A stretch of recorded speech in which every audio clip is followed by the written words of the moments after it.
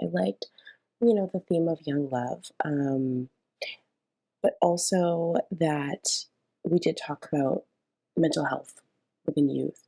From the main girl, we talked about her social anxiety and how the main boy also struggles with that and how he has coping mechanisms for it. And we get to see him in a situation where he's able to use that in action and really become the underdog that he always envisioned himself to be. um, I thought that these characters were really sweet.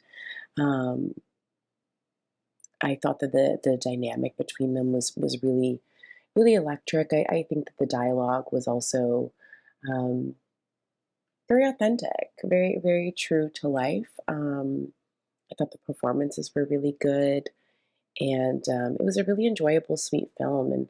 And from beginning to end, I thought that they did a really good job of like story mapping and telling a really full and complete story. And there were so many different elements to it um, that it was just like it was well rounded out, and I feel like the characters had a chance to like you got a chance to get their full backstory. This is a classic case of the girl that got away, and our lead has a chance to redeem and kind of live a life of no what ifs. He gets to kind of explore and play this possibility of a relationship with a high school, well, middle school, high school crush. They're in college now, and they happen to cross paths at a party, and through a night of drunken memories of being, a great listener and kind of being there for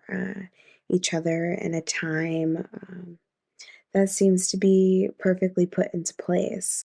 And, this is, a battle about overcoming your social anxiety and being brave. There's um, moments where, speaking your truth and telling someone how you really feel and taking that risk, um, knowing how vulnerable you get with a stranger, but also not a stranger. It kind of makes me think of movies like Before Sunrise or Midnight in Paris, these stories where you see couples kind of walk around at night and get to know each other. And I think this is reminiscent of that.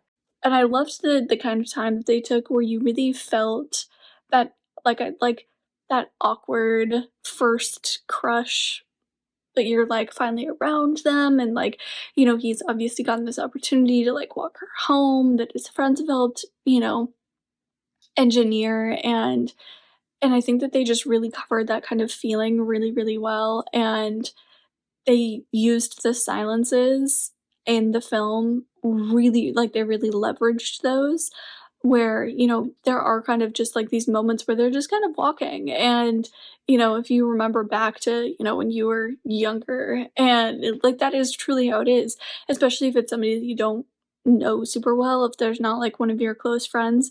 Even to this day, like, I don't fill all of the silences with my friends currently, um and so I think that they like I said, they kind of leveraged those, like, awkward silences in a really good way because it made it really believable. I like this film's unpretentiousness, natural, realistic dialogue, and young adults interacting at a party. They then showcase vulnerability, honesty when sharing their true feelings towards life, towards growing up, towards having friends, being popular, not being popular. I love how we explore the sense of protecting and the mantra. That's an adorable addition, and also our title.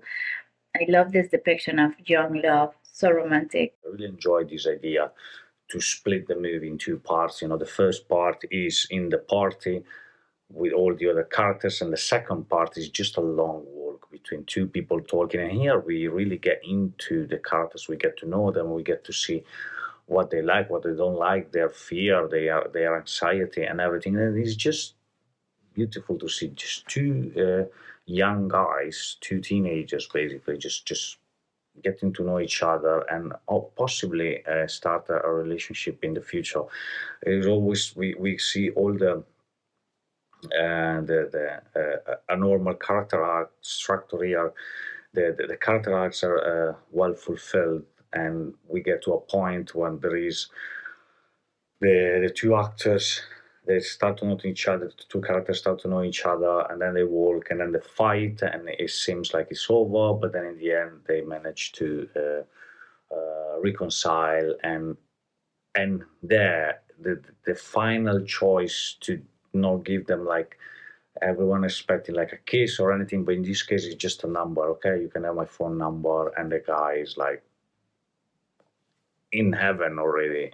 I think that this is a brilliant idea to end the short, and it really managed to trigger a lot of feelings in me. I enjoyed the character Hen a lot. The typical college student house party turns to a couple getting to know each other, and it really picks up when they leave the home and start revealing their thoughts to each other and getting personal.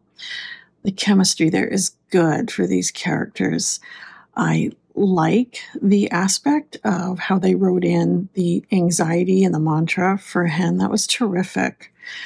And the moment, of course, of his heroic action and saving her from the ex-boyfriend in the street. It was terrific. Their final goodbye and his realization that he's the underdog. He did his job and he was successful with meeting this girl. You can see and feel the happiness from him, and it's just a great moment.